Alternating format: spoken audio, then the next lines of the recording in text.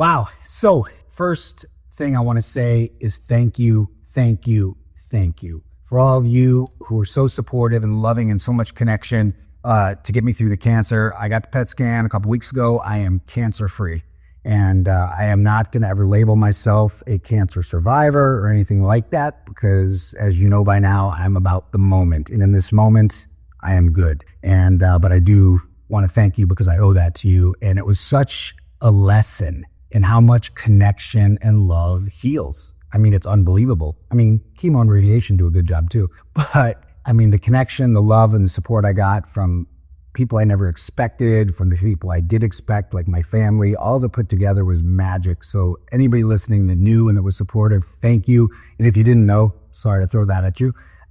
So also, we're just back from a 2-month vacation. We always talked about doing it. We tend to do like a month in the summer, and then, a few more months scattered out throughout the year. But this is the first time we said we're doing 2 months straight through in the summer. And as many of you know, my wife and I are realtors. So most people, especially realtors, think that's impossible to leave for 2 months. I don't want to sit here and brag and boast about all the amazing places we did and all the wonderful people we saw. But I do want to say it because you can do it if you want to.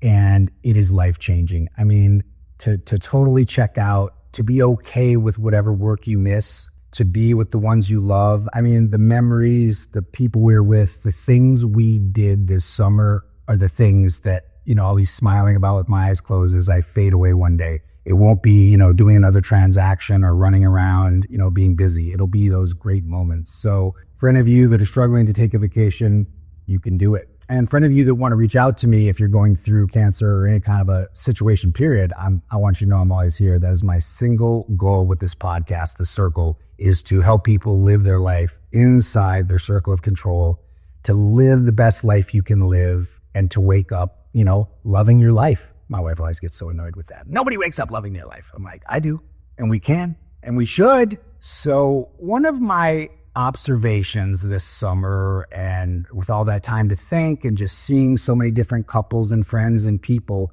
was this concept of the Constitution. If you've heard my other podcasts, you know about the personal constitution. And what that is I think I created it. Nothing's probably truly original. As a chef, I know that every recipe is a version of, but I created this thing called the personal constitution 30 some years ago. I said, how do I want to live my life? How am I going to make my decisions? I need a roadmap, and it's been such a blessing because you rewire your brain. And what's so cool is most of us have negative triggers, right? Oh, that triggers me and I go to a bad place. But how many of us work on positive triggers? And that's what the rewiring does. When you write this personal constitution, I read it every morning, it becomes part of your DNA. And all of a sudden, your immediate reaction is the thing you want to happen, instead of having your reaction just be based on whatever your mood of the moment is. Because we're all going to fail. We're all going to fail regularly. I fail constantly. So my goal was I'm never going to fail again. I mean, that was never a goal. The goal was, I want to keep getting better. The art of Kaizen, as we've talked about in past podcasts, being 1% better every day, just constantly moving forward. So if you want to do that, you can either hope that it happens by luck, or you can have a plan and a system. So we'll get more into the specifics of the Constitution, but what it made me realize this summer, observing people, and in particular, 2 comments that I'll share with you in a second, is couples need a constitution. We need a couples constitution. And I'll call it couples because, whether you're married or not married, anybody you want to spend your life with, isn't it crazy? The most important thing we ever choose, our life partner. And for the majority of us, there's no conversation ahead of time, at least not structured and not deep and not uncomfortable. It's just, hey, we're in love. This is great, and you kind of go with it. And the danger of that is you can slowly grow apart and not even know it. That's why so many, divorces happen after somebody's been together 20 years, because by the time they realize they haven't been on the same page, it's too late. So here's your test. I have a test for you. The 3 things. I did this with some friends one time and it was really powerful. So could you right now write down on a piece of paper the 3 things that would make your partner the happiest if you were doing those 3 things, and the 3 things that they want you to work on, the things that they wish you would work on for them, and maybe also for yourself, but for them. And if you can, hit stop, move on. Or if you love your relationship and you have no issues, then you can also just hit stop, because that's what I'm going to be blabbing about. I am never interested in making anybody like me. I am never interested in judging anyone. I only want to help people be their best self. So if you're already there, again, like I always say, if you wake up in the morning and you love your life, doesn't mean you don't have a bad day. It doesn't mean you aren't in a bad mood sometimes. But in general, same thing. If you wake up and you think you've got a great marriage or great partnership or whatever it is, then hit stop, because this is not a goal to change you unless you feel what I'm saying and want the change. So could you write those 3 things down? And I'm willing to wager that a vast majority could not. And I think that is the problem. And the longer you're together, the more dangerous it is, because you start to just think your interaction is normal and you get used to it. And that's what we've observed with people we know is like, wow, that doesn't seem like a nice way to treat that, the other person. I can't imagine that's what they want. But the danger is, even the couples that sometimes think, yeah, it's all good, they've kind of convinced themselves that what's happening is okay because it's always been that way, and we've seen this, and you can tell from comments that are made or things that are said or done that it doesn't make them happy. And they are, missing that piece, but they snap back to like, no, we're good, because we all want to be proud of having a good relationship. I mean, there's some people that thrive on, complaining. I think most of us want to believe we have a good relationship and want to say that and want that to be the outer facade and the image. So this is really a challenge to get on the same page. So I'll give you a personal example. Nadia and I, we're going to have our 30th anniversary this April. I love her more every day and every year, truly my soulmate. And we almost were divorced about, what was it now? I don't even want to remember because it's the past, but I'll say 7 years ago. We were literally, I thought it was over, and so did she. And it was shocking because it went from fine to it's almost over. And that's, I think, the worrying thing is it's not the big things, right? I mean, for a lot of people, it's even the big things as well. But you can be on the same page about the big things, but a lot of times it's the little things that'll slowly just wear on your armor, wear on your well-being, wear on your sense of self-worth. And then the next thing you know, it just explodes. And what happened with Nadia and I is, oh, by the way, I said I'd tell you the 2 comments that I had heard. 2 guys who I love and respect and I think are smart and successful and awesome, said the same thing to me in the last month. They're engaged or they are married, and having a baby is something they've never discussed. And now he's shocked that, oh, wow, she wants a baby. And the other one was like, wow, I don't know. I guess she probably does. But how could you be marrying someone and your answer be, I guess she probably does? I mean, that's kind of an important thing in my book. Like, maybe that should be a conversation. And again, not everybody is doing that, and not everybody has that issue. It can be many little issues. And that's the little issues are the danger, because what happened with Nadia and I is these little differences were ticking away. And I was proud of absorbing them and not making a big deal out of them and being patient and putting up with it, right? And she was doing the same on the things that were bothering her about me. So we were both trying to be heroes because we love the other one so much. And, one of the things in my personal constitution is I will always love my wife for exactly who she is, not who I want her to be.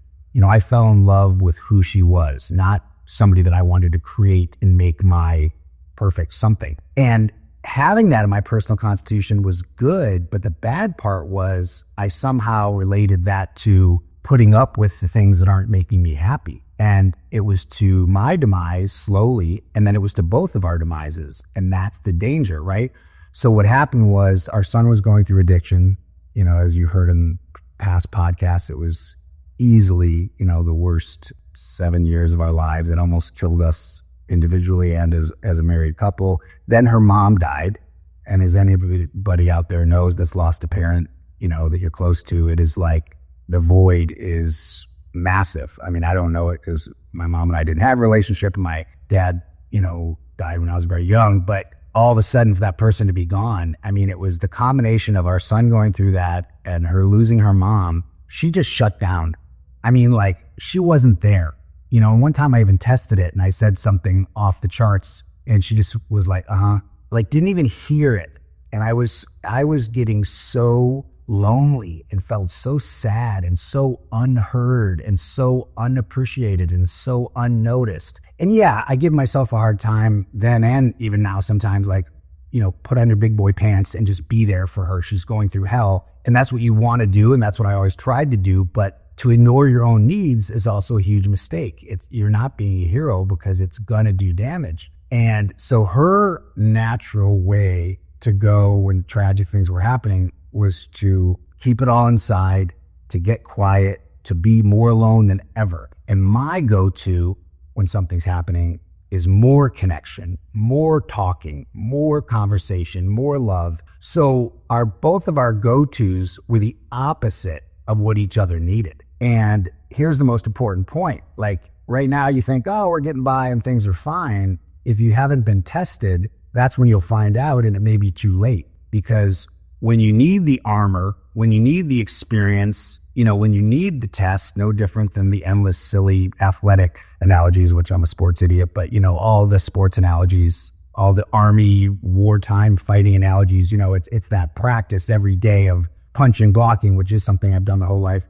And then all of a sudden you naturally just block or punch, right? But if you haven't practiced this couple's constitution to where you know exactly what each other needs, you've agreed about it ahead of time and you're on the same page, then when the time comes that you need it, guess what?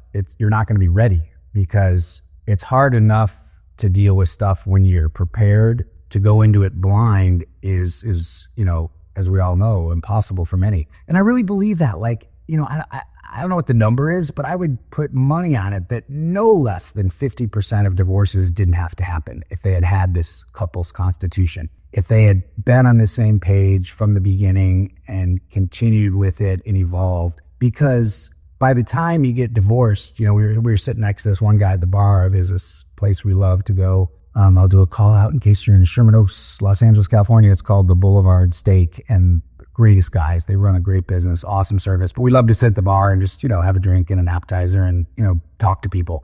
And this guy was sitting next to me and I said, looks like you're waiting for a date, and he laughed and he goes, yep. And then we started talking and, he had been married for 25 years, kids, and, to try to make him feel better, I guess, naturally without realizing I was doing it, I said, oh, well, I'm sure it was so worth it to go through all that. Now you're doing what you really want to do and you're probably happier. It was great that you had the courage to just move on. And he said, he goes, I wish I would have worked more. I wish I would have worked at it more. I should have worked at it more. Because what I've always believed is when I say divorce because for married couples, but you don't have to be married. If a split up separation of any kind, you're really just swapping 20%, if you will, right? You want that partner who wants to socialize more and go out and party and be this and be that. So, it's the thing that ends up driving you apart, or money. And then you go out and you find that missing piece, but guess what? Something else is missing now. So of course, I'm not sitting here saying nobody should ever divorce or split up. Of course, when it's not working and you're not in love and you really believe it can't be fixed, then yeah.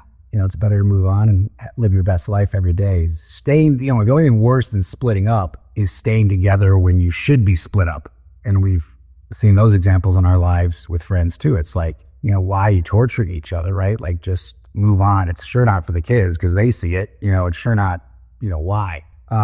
So let me give you, this will probably be at least 2 podcasts because I don't want to overwhelm it. But just to give you a sense of what I'm talking about with this couple's constitution is, right. And again, they say the best time to plant a tree is 100 years ago. The second best time is today. So same thing, the best time to do this couple's constitution is when you're first, getting serious and being together. But the next best time to do it is today, because it's never too late to say, all right, what do we want the rest of our life to look like together? And that's another important point, like going backwards. I'm not a big fan of therapy because I just feel like the answers are never backwards. The answers are in the moment. The answers are right here today. What do I want my life, our relationship to look like starting today? So to sit down and say, really start with the personal constitution, right? What's important to me? And that by itself is a little bit of therapy, because if you're going to talk about what's important in a relationship, you have to first understand what's important to you. And then that'll drive if this person's a match or how we get through some of our differences. So for example, just to use Nadia and I, we are lucky, like I said, because we just happen to be soulmates, madly in love, and on the same page on most things. So we've been able to pull it off. But again, we almost got divorced over the little things. So again, I want to reinforce that don't just assume because we agree, which Nadia and I did, on how to raise children, on how many kids to have, on what real estate to buy, on, all the big stuff. We've really been on the same page, so that was a blessing. But again, sometimes it's the little stuff that's way more dangerous. But those are the things, to talk about, right? Like, do you want kids? How many? Why do you want kids? Like, what's important to you about having kids?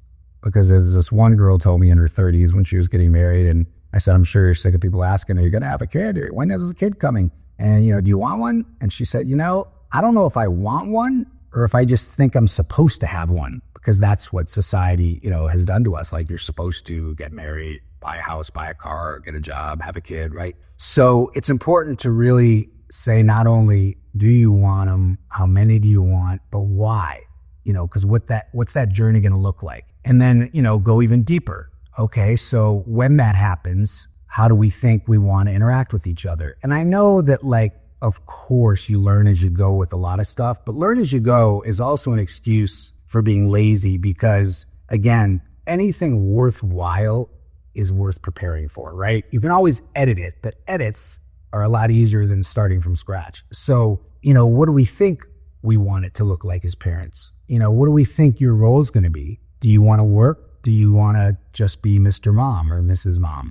Those are real important questions. And if so, why? What do you expect it to look like? Because they might say, oh, I'd love to be Mr. Mom, but that's because I thought you were going to be making millions the way you work now. Well, your wife or your partner doesn't want to keep working like that, or isn't going to make that kind of money. Are you only up for that if they're making a bunch of money? So drilling down into what do both of you want and what should it look like? And a big one, I think, and again, Nadia and I learned this from trial and error, but again, that is way more painful. You can learn by almost getting divorced or having a ton of fights, or you can learn by working on it ahead of time, and how do we talk to each other? As silly as that sounds, we all probably were raised with manners and we understand basic manners and basic ways of communicating, but we all know as well that the thing that we should understand best, communication, is usually the thing that we fail at the most. Guilty right here for sure. Like the 7 habits of the highly effective, the thing I learned the most about myself, especially being somebody who likes to talk and connect, is, it's more important, seek first to understand, then to be understood. And most of us, including myself for a long time, did the opposite. You need to understand what I'm thinking, what I'm feeling, what I want, what's important to me. And we've seen that even with, friends and relationships. It's all about one of the people. And you're like, doesn't the other person deserve to have their needs taken care of too and to be acknowledged? And again, I want to say it a million times, I don't know what goes on behind closed doors, and maybe that dynamic does work for them and they're super happy. It's not for me to judge. It's not for me to say they should be like this instead of like that. But if my observation is at all correct, then I think there's, an opportunity there. How are we going to talk about things, when we have big disagreements? How are we going to talk about things with the kids? Again, for a lot of us, it's basic, but of course, as parents or as a couple, you don't disagree with each other in front of the kids.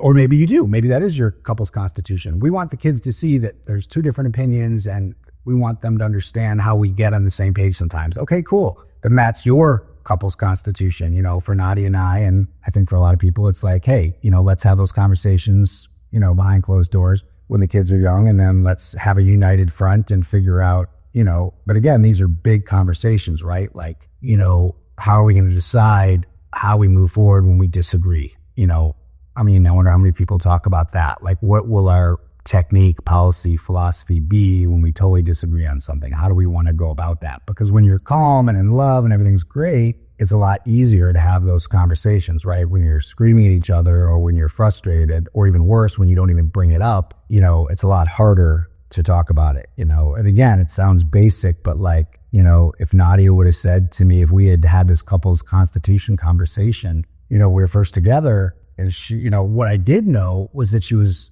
raised like an only child, even though she has two older sisters because they're like 10 and 12 years older. So I knew she was kind of raised like an only child, and maybe I should have done more assuming, right? And that's the problem as well with relationships, especially the longer you're together, is you start to assume they should know you. You assume they should understand you. And just because you adore somebody and just because you've been together a long time doesn't mean they do. So if we would have had this conversation and she would have said to me, I really need a lot of alone time.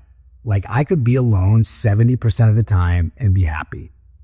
Just going to work or just going to school, whatever it is enough connection for me. After that, I could be alone. And if I had said, I can be alone for like 38 seconds, she would have realized, okay, even though, of course, you could see in the interactions probably how each other behave, again, assuming and trying to figure it out is not as helpful as having the conversation.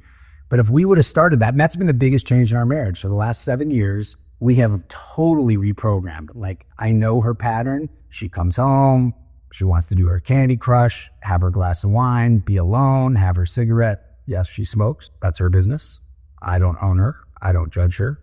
It's not my life. That's her choice, which again is another couples constitution kind of thing, right? Nadia doesn't love that I'm on motorcycles every day, but she respects and appreciates that it's my life and it brings me a lot of joy.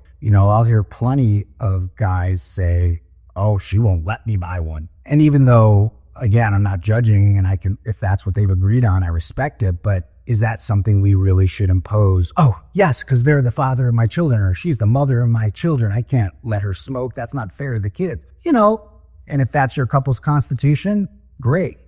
For us, it wouldn't be, because again, each of us deserve to have our life as long as we're not violating what the other one needs and wants from us. And that's why this, as you can see, this starts to get very intertwined. And it's why it's, just so awesome to figure out. I mean, it's funny too that I did this personal constitution and it has truly been life-changing for me. Please go back and listen to the personal constitution episodes if you haven't heard those, because it's just incredible. Like, it's like this snap reaction. I mean, I still fail, but I snap back so fast.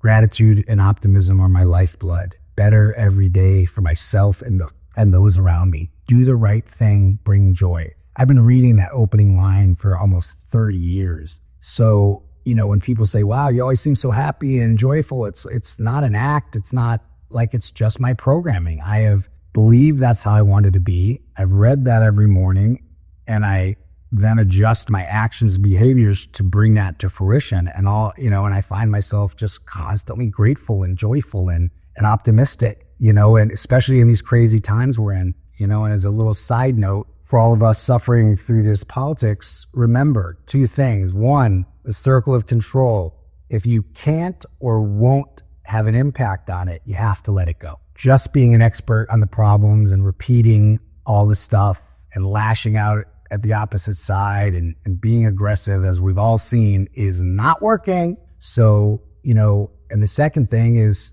this is an opportunity for me more than ever to work on myself. I think if we could all emerge from this period of time as better individuals, I'd like to think we'll be better as a community as well, because that's where the solution lies. It definitely doesn't lie in digging in and hating more, as painful as it is for both sides. So you can see where this is going. The personal constitution, the couple's constitution. What is the filter? What is that internal compass that you program to live the life you want to live? Not what I think you should do, not what your mom thinks you should do, not what your boss or your cousin's friend that you love and respect thinks you should do. What is the life you want to live? This is your chance, think of the Constitution as a script for the movie of your life, and if you don't write the script, then you don't know who to cast. You don't know who the players should be in your life because you don't have a script that outlines what that storyline looks like. So it really is about that. What's the script you want to write for the life you want to have? What's the script you want to write for the relationship you want to have? And how do you make each other better while being better yourself and living the life you want to live. So I think that's probably already more than you want to digest in one episode, but that's my thoughts for the day. I hope this finds you well, and maybe jot down the 3 things you think your partner needs from you and the 3 things they want you to work on, and show it to them and see if you got it right. And if not, maybe that can trigger a conversation to see if you can get on that same page. Much love. Stay in the circle.